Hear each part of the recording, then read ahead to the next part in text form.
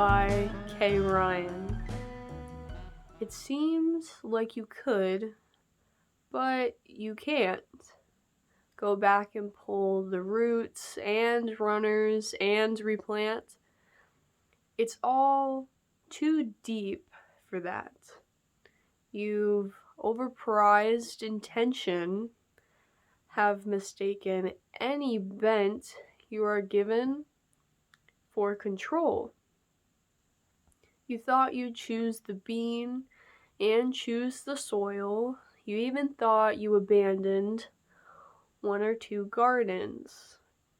But those things keep growing where we put them, if we put them at all.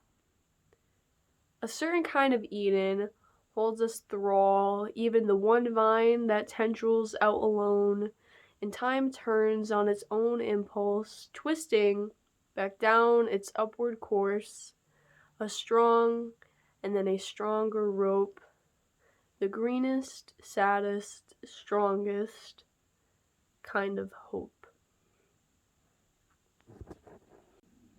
The Albatross by Kate Bass.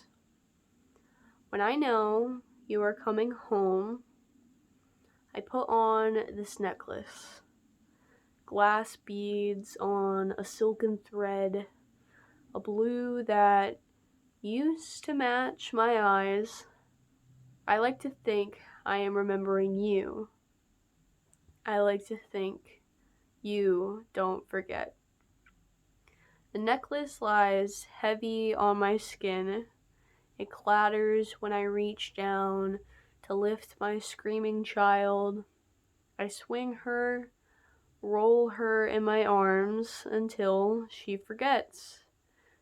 The beads glitter in the flicker of the TV set as I sit her on my lap and wish away the afternoon. I wait until I hear a gate latch lift, the turn of a key and lock. I sit amongst toys and unwashed clothes. I sit and she fingers the beads until you speak in a voice that no longer seems familiar, only strange. I turn as our child tugs at the string, and I hear a snap and a sound like falling rain.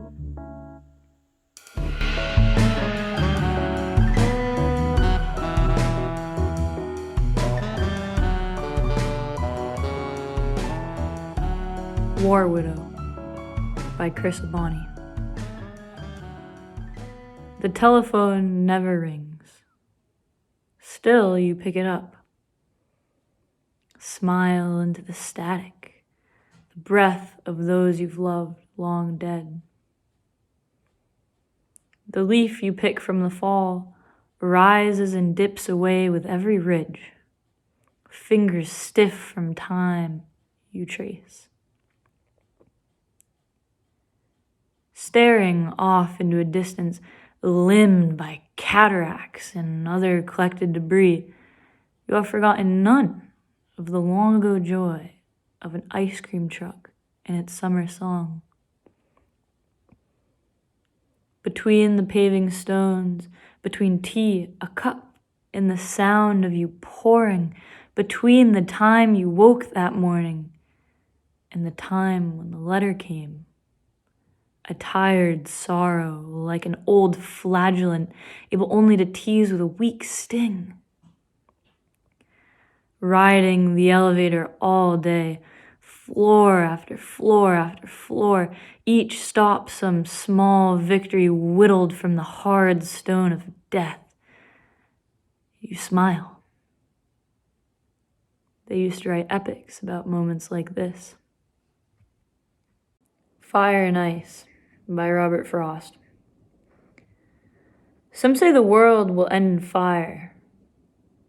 Some say in ice. From what I've tasted of desire, I hold with those who favor fire. But if it had to perish twice, I think I know enough of hate to say that for destruction, ice is also great and would suffice.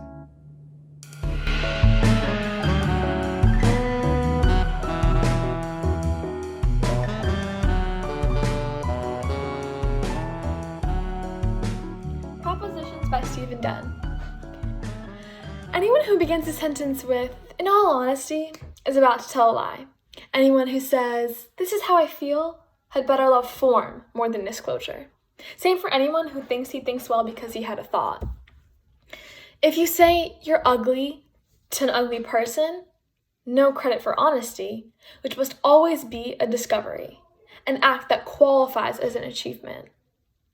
If you persist, you're just a cruel bastard, a pig without a mirror, someone who hasn't examined himself enough. A hesitation hints at an attempt to be honest, suggests a difficulty is present. A good sentence needs a clause or two, interruptions set off by commas, evidence of a slowing down, a rethinking. Before I'd asked my wife to marry me, I'd told her I'd never be fully honest. No one, she said, had ever said that to her. I was trying to be radically honest, but in fact had another motive. A claim without a but is at best only half true. In all honesty, I was asking in advance to be forgiven. Altered After Too Many Years Under the Mask by C.A. Conrad. I feel you judging me for becoming agoraphobic in someone else's house. I forget how I learned to stroll through grocery stores as though there is no crisis. My elbow cannot touch the middle of my back. My fingers, though, have found every part of me. Soon, no migration of wild animals will be unknown to humans. We will chart, film, record, publish, archive everything. It gives us something to do while we annihilate beauty. Poets shoveling a quarry that is really an ongoing crime scene investigation, a study in vomit imitating vast chronicles of the face. Whatever world we can hold, we will never agree our neglect was worth it. Whatever amount of crazy we can imagine coming at us, double it. I found the perfect listening chair, nothing but listeners who sit. I'm sitting in it now, listening to my friend, the photographer, whose self-portrait I find reflected in the eyes of her every photo.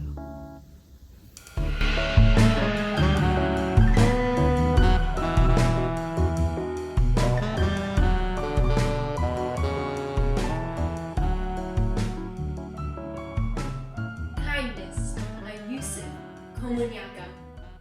When deeds splay before us, precious as gold and unused chances, stripped from the wine bone, we know the moment kind-heartedness walks in. Each praise be echoes us back as the years uncount themselves, eating salt. Though blood first shaped us on the climbing wheel, the human mind lit by the savannah's ice star and thistle rose, your knowing gaze enters a room and opens the day, saying we were made for fun. Even the bedazzled brute knows when sunlight falls through leaves across honed knives on the table. If we can see it push shadows aside, growing closer, are we less broken? A barometer, temperature gauge, a ruler in minus fractions and pedigrees, a thingamajig, a probe with an all-seeing eye. What do we need to measure kindness? Every unheld breath? Every unkind leap year? Sometimes a sober voice is enough to calm the waters and drive away the false witnesses, saying, look, here are the broken treaties, beauty brought to us, earth-bound sentinels.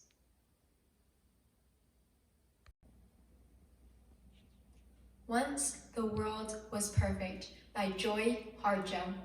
Once the world was perfect, and we were happy in that world. Then we took it for granted. Discontent began a small rumble in the earthly mind. Then doubt pushed through with its spiked head. And once doubt ruptured the web, all manner of demon thoughts jumped through. We destroyed the world we had been given for inspiration, for life. Each stone of jealousy, each stone of fear, greed, envy, and hatred put out the light. No one was without a stone in his or her hand. There we were, right back where we had started. We were bumping into each other in the dark. And now we had no place to live, since we did not know how to live with each other. Then one of the stumbling ones took pity on another and shared a blanket. A spark of kindness made a light. The light made an opening in the darkness. Everyone worked together to make a ladder. A one clan person climbed out first into the next world. Then the other clans, the children of those clans, their children, and their children, all the way through time. To now, into this morning light, to you.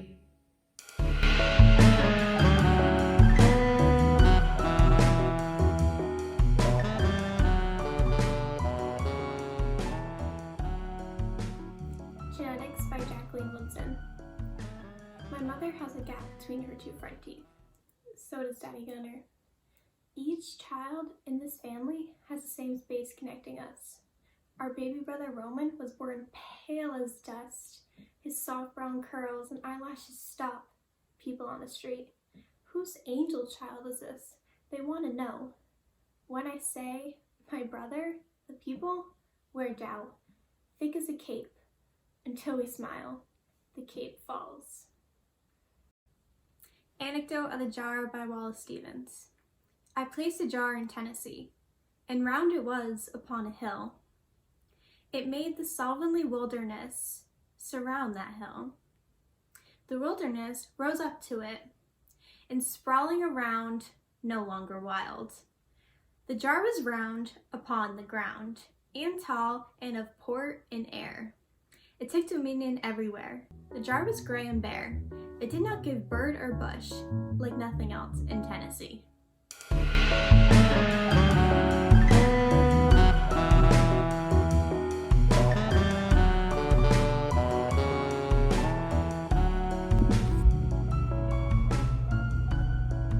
The Mothering Blackness by Maya Angelou. She came home running, back to the mothering blackness, deep in the smothering blackness. White tears, icicle gold plains of her face. She came home running. She came down creeping, here to the black arms waiting, now to the warm heart waiting. Rime of alien dreams befrosts her rich brown face. She came down creeping. She came home blameless, black yet as Hagar's daughter, tall as was Sheba's daughter. Threats of northern winds die on the desert's face. She came home blameless. Carousel by Jaya Savage. Dense night is a needs thing. You are lord in a luminous canoe said to have once ruled a lunar ocean. The 2 a.m. soda pour of stars is all but silent. Only listen. Sedater than a sauropod, in the bone epics it spills all the moon spice, releasing a sap odor that laces us to a vaster scale of road opus. A carousel of oral cues, these spinning sonic coins, a slideshow of old wishes.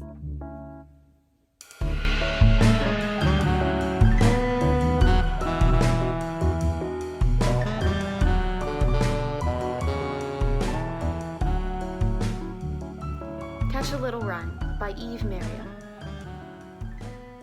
Once upon a time, I caught a little rhyme. I set it on the floor, but it ran right out the door. I chased it on my bicycle, but it melted to an icicle. I scooped it up in my hat, but it turned into a cat.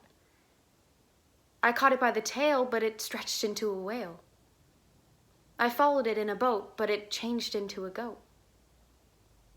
When I fed it tin and paper, it became a tall skyscraper. Then it grew into a kite and flew far out of sight. Catch by Samaya Bashir. If this is a game, then we have made it unknowing to the Final Four. Unlikely underdogs. Spectators turn to suspect sport. Anti-athletes, out of shape beyond reason. At season's height, we fight for a limited audience. Few dancers, fewer cheers. Down by 30 and our coach MIA, we foolish dribble. Each bounce back brings a stranger. Can't call us for traveling because we ain't going nowhere. Instead, we trade terrified looks, search for the pass, but no one stays open for long. Even if we knew what to do to pull this through, we've got two other teams waiting, impatient to take us out.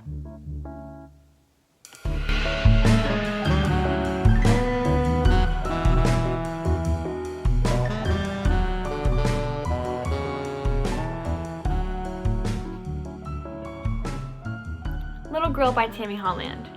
She's with Grandma in front of Grandma's house, backed by a willow tree, glendolia, and roses. Who did she ever want to please? But Grandma seems half pleased and annoyed. No doubt Mother frowns behind the lens, wants to straighten this sassy face. Maybe laughs too. Little girl with her mouth wide, tongue out, yelling at the camera. See her little white purse full of treasure? Her white sandals? She has things to do, you can tell, places to explore beyond the frame.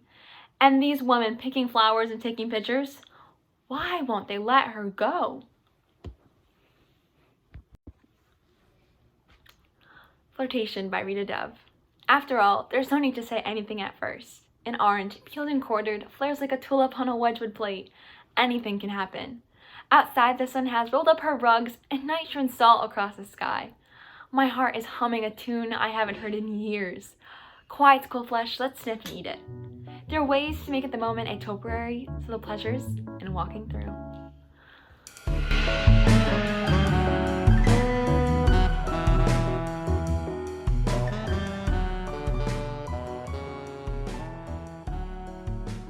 I carry your heart with me, I carry it in, by E.E. Cummings. I carry your heart with me, I carry it in my heart. I am never without it. Anywhere I go, you go, my dear, and whatever is done by only me is your doing, my darling.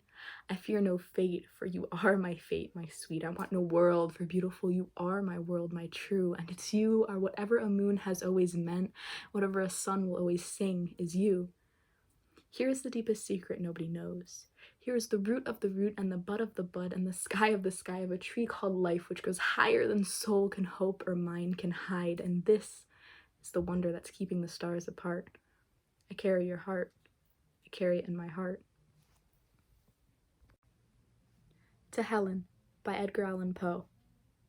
Helen, thy beauty is to me like those Nicean barks of yore, that gently o'er perfumed sea the weary, way-worn wanderer bore to his own native shore. On desperate seas long wont to roam, thy hyacinth hair, thy classic face, thy naiad airs have brought me home to the glory that was Greece and the grandeur that was Rome. Lo, in yon brilliant window niche, how statue-like I see thee stand, the agate lamp within thy hand. Ah, Psyche, from the regions which are holy land.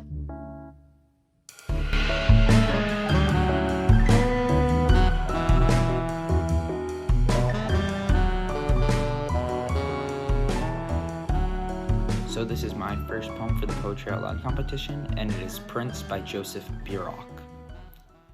Seeing photos of ancestors a century past is like looking at your own fingerprints, circles and lines you can't recognize, until someone else with a stranger's eye looks close and says that's you.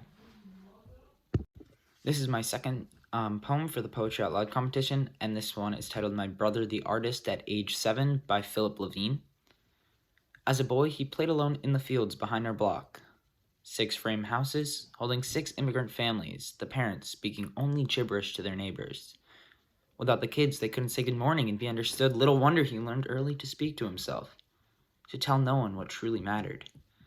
How much can matter to a kid of 7? Everything?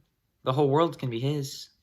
Just after dawn, he sneaks out to hide in the wild, bleached grasses of August and pretend he's grown up. Someone complete in himself, without the need for anyone, a warrior from the ancient places our fathers fled years before those magic places. Kiev, Odessa, the Crimea, Port Said, Alexandria, Lisbon, the Canaries, Carcass, Glaveston. In the damp grass, he recites the names over and over in a hushed voice, while the sun climbs into the locust tree to wake the houses. The husband leaves for work, the women return to bed, the kids bend to porridge and milk. He advances slowly, eyes fixed, an animal or a god, while beneath him the earth holds its breath.